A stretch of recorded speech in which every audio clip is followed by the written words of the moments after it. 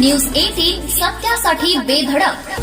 सांगली, कोल्हापूर आणि कर्नाटक राज्यात मोटारसायकल चोरी करणाऱ्या 4 जणांना स्थानिक गुन्हे अन्वेषण विभागाच्या पोलिसांनी अटक केली आहे। सूरज उमेश ओमासे राहणार बेडक, ओंकार महेश तांदळे राहणार बेडक, योगेश विजय मिरजे राहणार आरग, वैभव प्रकाश रोमन राहणार आरग या 4 जणांना स्थानिक गुन्हे अन्वेषण विभागाच्या पोलिसांनी मिरजेतील ढोरगल्ली येथून अटक केली आहे। या चौघांकडून तब्बल 12 मोटारसायकली पोलिसांनी हस्तगत केल्यात। आरोपींकडे चौकशी केली असता या चोरीच्या मोटारसायकली उत्तमराव पाटील जैवविविधता उद्यान बोलवाड या ठिकाणी ठेवले असल्याचं त्यांनी सांगितलं।